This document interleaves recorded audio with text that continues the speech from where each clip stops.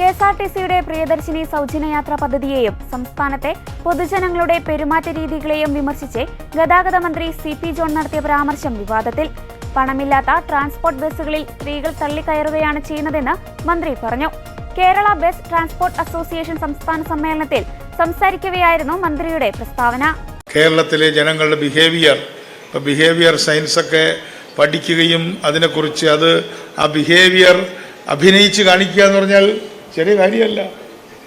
ഒരു പാവപ്പെട്ടവനായിട്ട് പണക്കാരൻ അഭിനയിക്കുന്നു, അല്ലെങ്കിൽ പരമദരിദ്രനായിട്ട് അഭിനയിക്കുന്നു. അഭിനയം എന്ന് പറഞ്ഞാൽ ചെറിയ കാര്യമല്ല.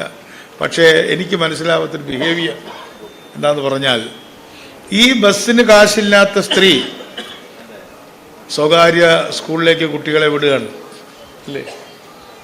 ഗവൺമെൻറ് സ്കൂളിൽ സീറ്റ് ഒഴിഞ്ഞു കിടക്കുക. ഗവൺമെൻറ് സ്കൂളിലേക്ക് ഇപ്പോഴും കുട്ടികളെ വിടുന്നതിന് പകരം ഫീസ് കൊടുക്കേണ്ടാത്ത പ്രൈവറ്റിൽ പോലും വിടാതെ ഇവിടെ വിടുന്നത് ഫീസ് കൊടുക്കേണ്ട സ്കൂളിലേക്ക് വിടുന്നു അല്ലേ? എന്നാൽ ആശുപത്രിയുടെ കാര്യം വരുമ്പോൾ ഇതേ സ്ത്രീ തൻ്റെ അച്ഛനെയും ഭർത്താവിനെയും കൊണ്ട് വരാന്തയിൽ കിടക്കുകയാണ് ഗവൺമെൻറ് ആശുപത്രി അല്ലേ?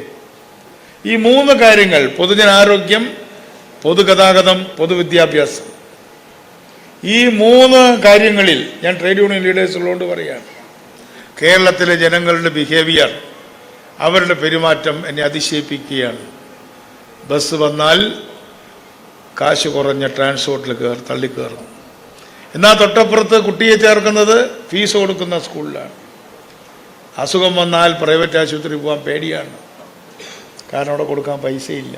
പക്ഷേ പ്രിയദർശിനി വന്നപ്പോൾ നിങ്ങളുടെ ബസ് വിട്ട് മറ്റ് പ്രിയദർശിനി കാത്തു നിന്ന് തിരക്കി ആളുകൾ പോകുന്നതിൻ്റെ കാരണം നിങ്ങളോടുള്ള വിരോധം കൊണ്ടോ എന്നോടുള്ള സ്നേഹം കൊണ്ടോ അല്ല, മറിച്ച് നമ്മുടെ നാട്ടിലെ കുടുംബിനികൾക്ക് കയ്യിൽ കാശില്ലാത്തത് കൊണ്ടാണ് എന്ന യാഥാർത്ഥ്യമാണ് ഞങ്ങൾ പഠിക്കുന്നത്. പ്രിയദർശിനി ബസ്സിലെ സ്ത്രീകളുടെ സൗജന്യ യാത്രയെക്കുറിച്ചുള്ള തന്റെ പ്രസംഗം വിവാദമായ പശ്ചാത്തലത്തിൽ പ്രതികരണവുമായി ഗതാഗത മന്ത്രി സി.പി. ജോൺ പ്രസംഗിക്കുമ്പോൾ വളരെയധികം ശ്രദ്ധിക്കേണ്ടതുണ്ട് എന്ന പാഠമാണ് താൻ ഇതിൽ നിന്ന് പഠിച്ചതെന്ന് അദ്ദേഹം പറഞ്ഞു. താൻ തെറ്റായ പരാമർശമൊന്നും നടത്തിയിട്ടില്ല എന്നും അദ്ദേഹം മാധ്യമപ്രവർത്തകരുടെ ചോദ്യത്തിന് മറുപടിയായി പറഞ്ഞു.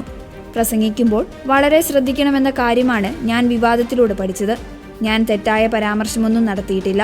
വളരെ കൂളായി പണ്ടത്തെ പോലെ പ്രസംഗിക്കരുത് എന്നൊരു പാഠമാണ് ഇതിൽ നിന്ന് ലഭിച്ചത്. എല്ലാവരും ഞാൻ പറയുന്നത് സൂക്ഷ്മമായി നോക്കിക്കൊണ്ടിരിക്കുകയാണ്.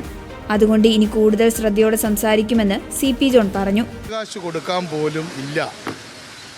2000 രൂപയോ 3000 രൂപയോ അല്ലെങ്കിൽ 1500 രൂപ പോലും ഒരു മാസത്തിൽ അവർക്ക് സേവ് ചെയ്യാൻ കഴിയുന്നത് അവർ വളരെ വലിയ കാര്യമായിട്ടാണ് എടുക്കുന്നത്.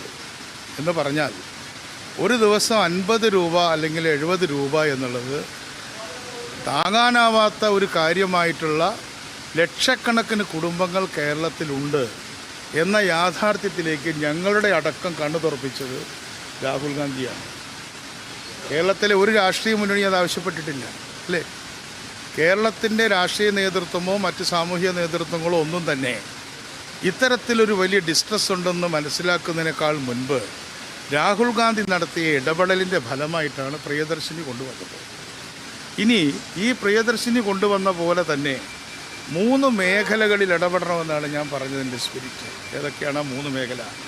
ഒന്ന്, പൊതുഗതാഗതത്തിൽ നമ്മൾ ഇടപെട്ടു, മിതമായിട്ട് ഇടപെട്ടിട്ടുള്ളൂ, എല്ലാ സ്ഥലത്തും പ്രിയദർശിനി ഇല്ലല്ലോ.